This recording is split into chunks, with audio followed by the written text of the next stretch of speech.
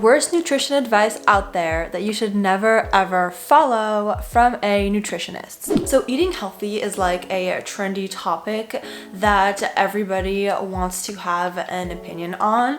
And while the internet is a wonderful place to get information, obviously a lot of that information can be completely wrong. There are some nutritional recommendations that are actually backed by scientific evidence, and there are some that are backed by wild claims and fad diets, seeing like 1% of people doing it being successful with it, and like celebrities and influencers and all of that. And so the problem with this type of information is that it can become mainstream to the point where a lot of people actually believe that it is true. And so today I'm going to walk you through the 8 absolute worst pieces of nutritional advice that I've ever heard of. Number 1, the answer to weight loss lies in crash dieting and extreme calorie restriction. I feel like this is the most damaging one for many reasons. One being that people will hear it and it will sound like very logical, very like, I can totally do this, because they're going to be hearing, okay, I eat like 3,000 calories a day. If I eat 1,000, I am going to lose like 20 pounds in a month. And then I'm going to be super motivated because I'm going to have like all that weight off. And then from there, I can start eating like normally again. But that is never the way it happens. Severely undernourishing your body is very dangerous. You're going to be lacking so many nutrients, so much energy, and your body is going to fight to get enough, and that will lead you to binge eat. That will lead you to be uncontrollably craving a ton of like really high calorie food, like very palatable foods. And so what does that sound like? Yes, the binge and restrict cycle, where you are going to be eating salad for I don't know how much time you can sustain it and be super happy because you're losing all the weight, but then you're gonna start binging because you're gonna be starving and you're gonna gain all that weight back and gain even more weight. And another big issue with this is that people believe that these types of diets work because they feel like once they're on them, they lose the weight. But they don't realize that the second they stop, they gain like all the weight back and way more. And that doesn't mean that something is working. For a weight loss plan to work, it has to be sustainable. Number 2, you need to do detoxes and cleanses regularly in order to rid your body of toxins. There are so many people trying to push out detox cleanses and like detox juices and like pills, teas, all of these things, telling you that they are necessary because in our current way of living, we are eating a bunch of toxins and our body isn't able to get rid of them. And so you need to detox in order to feel healthy. And that is totally fake. And don't worry, your body is totally well equipped to detox you on its own with your liver and your kidneys. The best case scenario, let's say for if you do one of these type of cleanses, is that you're just gonna waste money. But worst case scenario, you start lacking nutrients because you're actually depleting them from getting like severe diarrhea that is induced by all of these detoxes. And then you're severely dehydrated and you start getting headaches and you're very low in energy.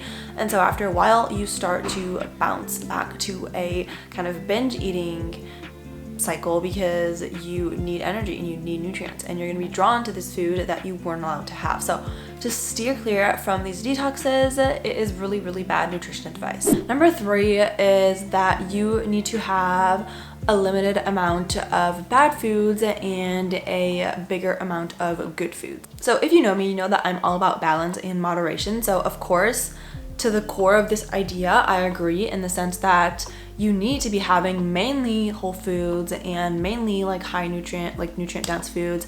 And then you also need to be treating yourselves, but to like a lesser extent. But the issue with this, the main issue is that describing foods as good or bad is just going to get you into a terribly unhealthy relationship with food. It's just gonna foster this very, very restrictive mindset. You're gonna be thinking that you are a good person and that you're doing well and that you are successful every time you are eating foods that you have deemed as good.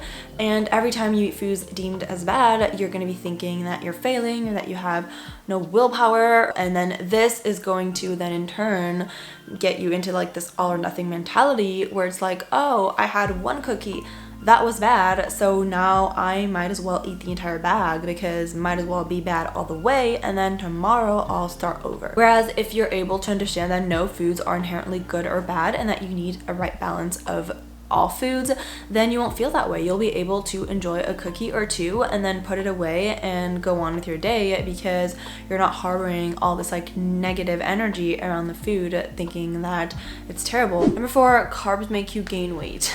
This one I have debunked many times, but it's still at the top of many lists for people when they tell other people what they should be doing to lose weight or get healthy or whatever. You have whole carbs, which are things like grains, like whole grains and fruit and veggies, specifically fruit and starchy veggies and beans and legumes, things like that. And then you have refined carbs, which are like things made from refined white flour and like cakes, cookies, treats, sweets, candy, soda, all of that. And the problem is that people equate all carbs to like these carbs and they're like, you're not supposed to be eating that, carbs are bad. However, while yes, you do need to be mindful of the amount of refined carbs that you are putting into your body, you absolutely should not restrict whole carbs. They need to be a part of every single meal because your brain absolutely thrives off of glucose that you get in the carbs, and your whole entire body needs carbs. And what's going to happen if you don't get enough whole carbs is that you're going to start craving these refined carbs and you're going to end up eating a lot of them, and it's not going to be as good for you as if you were eating more whole carbs to begin with. Quick interruption to tell you about my new Eat Like the French course, which is all about healthy eating and healthy weight loss the French way. So I'm going to be giving you tips that French people have been using forever, and this is why they are able to stay thin and stay healthy all while indulging in a bunch of different foods. So I'm going to be giving you all the tips, all the secrets, and if you want to know more about this course, you can check out the link in the description. It's the webinar on mastering the French paradox. And even if you're not interested in the course, definitely still check out this webinar because it's entirely free and you're going to learn a ton about the French paradox and how you can use it to your advantage. Number 5 is that you absolutely need supplements.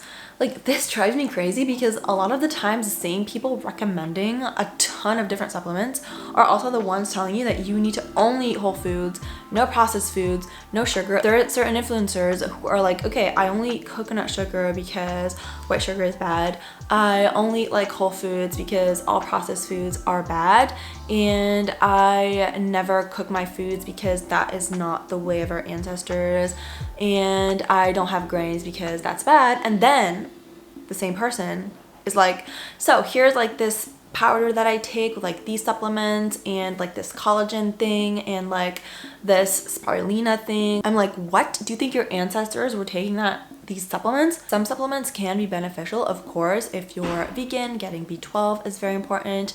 If you live in a very like cold climate without the sun, or you have dark skin, getting vitamin D is important. Probiotics can also be important for certain people, and in general, based on your specific, if you have like any illnesses or foods that you know that you were not going to be eating and it's just easier for you to get them through supplement form, absolutely. But I'm just talking about this like generalization of supplements where they are not regulated. People are just like going to the store and like getting a bunch of supplements and they're not even like looking at what is inside. Like, I've seen this in some clients, they're literally taking like 10 boxes of supplements, but there's like the same thing in like a lot of them because a lot of the supplements have like multiple nutrients in them. So it can actually really become dangerous. Again, this is like best case scenario, you're just like losing your money and like wasting your time getting like all these pills. But worst case scenario, you're actually doing something harmful because you're hitting these nutrients in amounts that are like way above what you need to be hitting. So I would really advise you to treat supplements like medication. Don't just like go popping pills just because you heard like, oh, I need to get this and this and like this powder and that stuff. Really talk about it with your doctor, with your nutritionist, to make sure that you are getting the supplements that are right for you and that you're not hurting yourself in any way. Number 6, it is to get the fat-free / sugar-free / gluten-free version of something to be healthier. Obviously, if you have specific dietary needs, like you are intolerant to gluten or you have celiac disease, then yes, absolutely get like the gluten-free version. Or if you have diabetes and a sugar-free version is something that helps you manage your insulin levels better, then yes, get the sugar-free version. But for most of the population, that is actually not the healthiest choice to make. The thing is that in order for these foods to remain palatable, if you're taking away like fat or sugar or gluten, which is what usually makes the food taste good, then there is going to be some type of compensation. So if you're getting the fat-free version, usually they add a bunch of sugar to it. If you're getting the sugar-free version, they are adding artificial sweeteners, which in some cases are not that great for your body. And there's also this other issue that it's probably going to take more of these foods to help satisfy you. Like when I eat a gluten-free cookie, I'm not going to be satisfied with one cookie. I'm going to need like 5, 6, 7 cookies to feel satisfied because it just doesn't hit the same that a full fat, full sugar, full flour cookie would taste. Number 7, cheat meals are a great way to sustain healthy eating. Now, a lot of people feel that cheat meals work for them because it can enable them to eat like, quote, clean throughout the entire week if they know that they're going to be able to binge on like the weekend, for instance. And the concept of a cheat meal really reinforces this binary between really like good, healthy, clean foods and then like bad foods, like poisonous, toxic foods that you shouldn't be eating. But it's also like you're allowed to be eating these foods only within this very like specific time window. So that also really reinforces the all or nothing mentality as well. And it can lead you to think like, okay, if I'm allowed to have these foods on this day, then instead of having just a little bit to feel satisfied, I'm gonna have a ton. I'm gonna go crazy. I'm gonna have like 10,000 calories of these foods so that when like Monday comes around, I'm not gonna be craving them anymore. Not only is this not good for your body, because imagine getting like the bare minimum of nutrients Monday through Friday and then getting like flooded with all this extra sugar and fat and all of that on the weekend. That's like very weird. Even if our bodies are pretty good at regulating, that's just not the optimal approach to be getting in nutrients. So there's that side, but that's not even the worst part for me. The worst is really the psychological effect that it's gonna have, reinforcing this negative relationship with food, reinforcing all or nothing mindset, and like feeling guilt or shame whenever you do eat foods that are deemed as like bad. So please do not do cheat meals. You can totally have like a balanced approach to eating. You can totally eat sweets and treats and foods like that on a daily basis as long as most of your food intake is from more whole foods. And number 8 is to restrict fruit because it has too much sugar. Now, it's terrifying to me as a nutritionist that I'm still hearing this message in 2023, but I can assure you that so many people believe that fruit is what is making them fat. Like, people will literally eat like donuts and bacon for breakfast and then eat like takeout for like lunch and dinner and then say, I need to restrict fruit, it's making me gain weight. Again, fruit has carbs, of course, essentially it's carbs, but it is whole carbs and it is healthy because it is packed with a bunch of nutrients, a bunch of fiber and vitamins and minerals and water. And studies continuously show that having a higher fruit intake and higher vegetable intake is beneficial for your body. Added fructose and like exterior sources has a negative impact on your body. The fructose in fruit doesn't, because it's packaged up with like all of these other things.